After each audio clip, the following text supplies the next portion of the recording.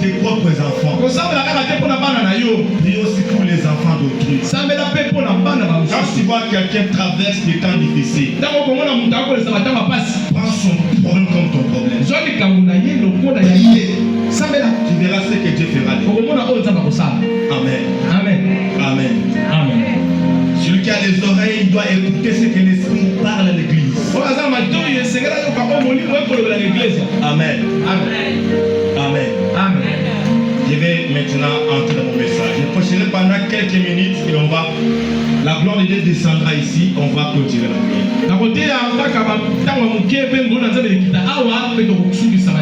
Que le Saint-Esprit voit cette parole ce matin. Au nom puissant de Jésus. Amen. La gloire de Dieu, c'est de cacher les choses. Dis avec moi la gloire de Dieu, de cacher les choses. Dieu n'a pas l'habitude d'exposer les choses. Mais Dieu cache. Parce que Dieu ne fera pas tout. Mais Dieu, comme Dieu n'expose pas sa gloire. Sinon tout le monde sera glorifié. Sinon tout le monde sera dans la gloire. Sinon tout le monde verra comme si la gloire là c'est quelque chose de facile. La gloire ce n'est pas quelque chose de facile. Et la gloire ne viendra pas comme ça. La grâce ne donne pas la gloire. Il y a des principes et des procédures à suivre. Dieu a caché la gloire pour nous amener dans une dimension, d'entrer dans la profondeur, afin de comprendre qu'il y a des choses que Dieu n'a pas exposées. On doit créer des attitudes pour arriver là où ces choses se trouvent. Amen. Amen. Le Dieu des prophètes est ici. Donc lorsque la gloire de Dieu c'est de cacher les choses. Même Dieu dit dans sa parole, invoque-moi, je te répondrai, je t'annoncerai des choses cachées, des choses que tu ne connais pas. Peut-être que tu es là, ne crois pas que tu connais tout. Sache qu'il y a des choses que tu ne connais pas, mais Dieu les connaît. Avant de te montrer cela, il a besoin que tu puisses lui invoquer. Voyez, Dieu n'est pas là pour créer des fainéants. Il te pousse de créer un mouvement juste pour découvrir certaines choses. Oh, gloire à Dieu. La gloire de Dieu, c'est de cacher les choses. Et pour voir ces choses, ce matin, la saison et la dimension. Amen. Amen. Dis avec moi la saison et la dimension. Parce que tu peux être dans ta saison, mais si tu n'as pas la dimension, tu vas pleurer, tu vas regretter, alors que tu es dans ta saison. Expliquer ce que Jésus était en train de demander à ses disciples. Avant d'entrer dans ça, je vais t'amener dans une autre dimension. Que tu dois comprendre que si tu es dans ta saison et tu manques la dimension, tu peux rater ton miracle. Souvenez-vous de la femme de perte de sang. Elle ne pouvait pas s'approcher de tout le monde. Elle avait la sensibilité des sentures. Ça c'est ma saison de la guérison. Et elle avait aussi la dimension de détecter que ça c'est le moment pour être guéri. Elle n'a pas consulté quelqu'un quelque part. Mais elle s'est dit à elle-même, je pars seulement toucher. les bords de ses vêtements, je serai guéri. Il dit ça pourquoi? Elle a compris. Si je rate cette occasion, je vais continuer toujours dans cette maladie. Et elle a compris parce qu'elle avait la dimension, elle avait la sensibilité spirituelle. Elle a vu parce qu'elle n'a pas cherché que Jésus puisse venir lui poser la main. Elle n'a pas cherché à savoir ou créer des problèmes, par exemple, chercher un rendez-vous avec Jésus. Mais elle a dit simplement, je vais seulement aller toucher les bords de ses vêtements et je serai guéri. Ça, c'est la dimension dans ta saison. Si tu es dans ta saison de mariage, si tu es dans ta saison de l'élévation, il y a des choses que toi-même tu as senti dans ton intérieur. Personne ne va t'expliquer ces mots. Tu as des convictions personnelles. Ça va te pousser de faire des choses que les autres ne font pas. Moi, en 2012, quand j'ai senti que Dieu veut m'amener loin, j'avais une petite vie. J'avais un rendez-vous trop bas. J'ai senti à moi que Dieu veut m'amener loin. Parce que les choses que Dieu me disait, j'ai dit aux gens, ils ne croyaient pas.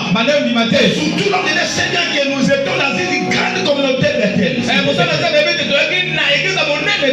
Là où on ne compte pas seulement aux vieillards. Et tu n'es pas vieux. Je dis au pasteur, tu m'as dit ceci, tu m'as dit cela. J'ai senti, papa, que Dieu veut m'amener loin. C'est ce que Moïse aussi avait senti. Ce n'était pas des sentiments normaux qui avaient poussé Moïse de refuser d'être appelé fils de la fille de Pharaon. Moïse avait vu quelque chose. Il sentait quelque chose qui se bouillonnait en lui. Quand Dieu m'a dit ça, j'ai compris que Dieu va m'amener loin. Et ce que moi je vais commencer à faire, je commençais la vie de retraite. De 100 jours, de 60 jours, de 40 jours, de 21 jours, dans des forêts partout. Je plairais, je priais, je gênais. Il a le goût de manger, je n'avais pas ça. J'étais rare devant les hommes, mais présent devant Dieu. Même dans la famille. Tout ça, parce que j'ai compris ma saison et je devais ajouter la dimension. Le problème, ce n'est pas le mariage. Le problème, c'est que parce que tu manques la dimension. Il y a des filles aujourd'hui qui ratent le mariage, qui négligent même leur bénédiction. Parce qu'ils n'ont pas la dimension. Ils comprennent que ça c'est ma saison. Il y a des papas qui racontent des opportunités, mais il perd la dimension. Alors que quand tu es dans des opportunités, c'est un signe qui montre que ta saison est là. Et ce que tu dois faire, tu dois ajouter la dimension. Parce que dans la dimension, ça va te permettre de maintenir ta saison, de rester dans ta saison. La dimension te poussera à faire des choses que tu ne pouvais jamais imaginer. Ça va te donner un caractère. Parce que la dimension va créer des choses à ton intérieur. Et tu expliques à quelqu'un, la personne ne va pas te comprendre. Tout ça pourquoi? C'est à cause de la dimension. Lorsque tu es dans ta saison, tu n'as pas la dimension, tu peux rater ta bénédiction. Tu peux rater ton élévation.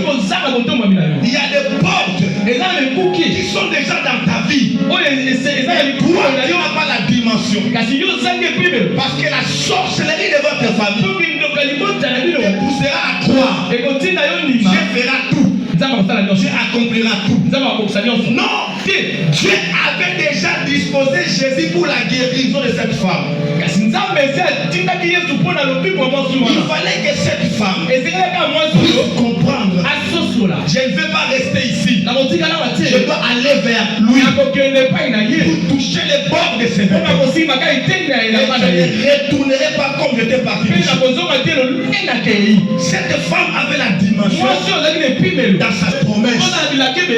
Tu peux avoir beaucoup de prophéties, mais si tu n'as pas la dimension, tu peux rater l'accomplissement. Abraham avait beaucoup de prophéties. Dieu lui avait donné. J'ai rendu ton organ. Je ferai de toi ce que tu n'as jamais été. Je te bénirai. Abraham, tu deviendras une grande nation. Abraham a écouté la prophétie. Il devait ajouter la dimension. Un jour, Abraham, sous la chaleur de janvier, alors qui sera l'héritier de ma maison? Abraham avait même voulu créer même un testament au nom d'Éléazar. Mais Dieu lui a dit, Dieu lui avait déjà dit, l'héritier de tout de ta vie sortira de tes entrailles. Ça ne sera pas Éléazar de Damas. Ça dit Ismaël. Il sera l'héritier. Sortira de toi. J'ai dit à quelqu'un ce matin, qui étonnera le monde sortira en toi. La chose qui va bouleverser le monde entier, même pas ailleurs, c'est déjà en toi. C'est toi qui ne comprends pas. C'est toi qui es têtu. C'est toi qui es en train de faire encore des débats avec les hommes de Dieu. C'est toi qui es en train de parler trop devant les hommes de Dieu. Moi, quand tu viens me rencontrer, ne parlez pas trop devant moi. Parce que je suis encerclé de la Timothée Angélique. Même mes pensées, c'est déjà la prière. Bien aimé, Abraham, Dieu lui a dit, ton héritier sortira de tes entrailles. Et Abraham, il est en train de murmurer devant Satan. La Bible dit, quand Abraham murmurait sous la chaleur, il a vu de loin 3 personnes. Abraham n'a pas vu 3 personnes. Abraham a vu seulement une seule personne. Abraham les appelle. Oh, les messieurs, venez entrer chez moi. Apporte la dimension. Ces 3 messieurs, c'est le Seigneur. Et qui s'est réparti en 3 dimensions. Et comme lui aussi avait la dimension, le Seigneur, je t'en supplie, ne passe pas loin de la maison de ton serviteur. Et il est entré. Ils étaient à 3. Comme sa femme n'avait pas la dimension, elle croyait que ce sont des simples visiteurs. Parce que son mari qui avait la dimension, il avait compris que ce ne sont pas des visiteurs. C'est Adonai lui-même qui est venu vers moi. Abraham a connu la dimension. Il avait Adonai venir avec Isaac. Ces 3 personnes, dans la dimension prophétique, ils étaient en train de venir avec Isaac. Mais ils n'ont pas dit à Abraham, on t'a amené Isaac. Mais Abraham lui-même, avec la sensibilité, s'est réveillé. Il a vu de loin. Ça c'est mon Seigneur. Venez entrer chez moi. Je t'en supplie, mon Seigneur. Ne passez pas loin de la maison. Adonai entre chez moi. C'est la dimension. De venir faire entrer Adonai. Lorsque Adonai entre dans ta maison, si les choses ne bougent pas, les choses vont bouger. Maintenant là, ce n'est pas Melchisedec, c'est Adonai. Abraham a vu Adonai. Il a vu le Seigneur. Je dis à quelqu'un, 2026, à l'entrée de cette année, si je suis un prophète de Dieu, tu verras Adonai dans ta maison pour finir de pleurs qui se trouvent avec la dimension. Il a dit que je ne peux pas faire le chapitre 10. Il a vu maintenant Adonai. C'est un Dieu qui change de forme par rapport aux besoins que vous avez. Quand tu es malade, il vient comme la guérison. Quand tu es menacé, si je suis homme de Dieu, je dis au nom puissant de Jésus. 2026, je ne parle pas du milieu, je parle des débuts de l'année. Tu vas rencontrer Adonai. Tu vas avoir la dimension. Détecter Dieu. Tu vas avoir la dimension. Ça c'est Dieu. Moi quand je prends l'argent, quand je donne dans l'œuvre de Dieu, je ne vois pas les hommes. Moi je vois Dieu. Je vois aussi ma vie. Je vois la vie de mes enfants. Je suis dans la dimension. Tu peux venir me donner des conseils. Tu pars. Je prends tes conseils là. Je l'amène dans les balances spirituelles. Ne viens pas de Dieu. Je n'appliquerai pas ça. La dimension permettant à Adonai d'entrer chez toi. Le Seigneur des choses invisibles et les choses invisibles. Un songe à Abraham. Il n'a pas donné un songe à Abraham. Il est en train de passer. Il est en train de passer comme les hommes. Mais il était là lui-même Adonai. La dimension. Ça c'est le Seigneur. Je t'en supplie. Ne passez pas loin. Entrez chez moi. Parce que tu m'as promis. Sa femme qui n'avait pas la dimension, elle était en train de sourire. Mais comment de se moquer de Dieu? Parce qu'elle n'avait pas la dimension. Bien aimé, les grands dieux qui a créé les choses invisibles et les choses visibles. Et toi tu les pries. Et tu dis les sorciers et les démons. Oui, les sorciers existent, Dieu aussi existe. La dimension te permettra de t'accrocher à ta saison. La dimension t'enlèvera les yeux humains. Tu ne verras pas ton problème. Tu verras Dieu comme la solution à tes problèmes. Tu n'auras pas les dégoûts de reculer. Comme moi, je sais tout ce qui va m'arriver dans la vie charnelle. Je n'ai pas le temps de reculer. Amen. Je ne peux pas reculer parce que j'ai la dimension.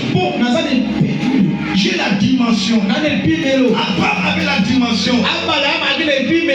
Ça c'est la saison d'Isaac. Ça c'est Adonai. Tu vois des personnes qui sont comme ça. Des frères, des sœurs. Abraham a dit non. Il va faire passer Dieu comme ça. Entre chez moi. Seigneur, entre chez moi. Ne passez pas loin. Aujourd'hui, il y a des gens qui prient. Mais ils ne connaissent pas comment supplier Dieu.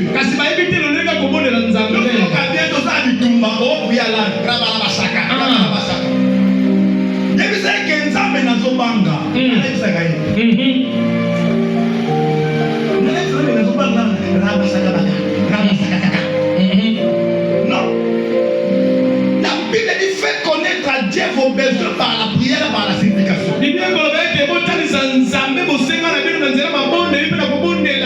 Oza célibat oza célibat nzambe na la célibat ya famille na nzoto oyo et ça est clairement boye na monoko yo donc clairement yo le alors que toi tu connais biki ba bo cheke biki ba bo shika osa ba li ba bo shika toi tu fais le parler là yo sobe la estomac tension kana mina yo c'est un melongo na malade attention tu es malade tu souffres de la gastrit tu dis Seigneur enlève-moi cette maladie. Quand on va te demander cela veut dire quoi? Quand tu es rempli du Saint-Esprit, cette langue-là viendra elle-même.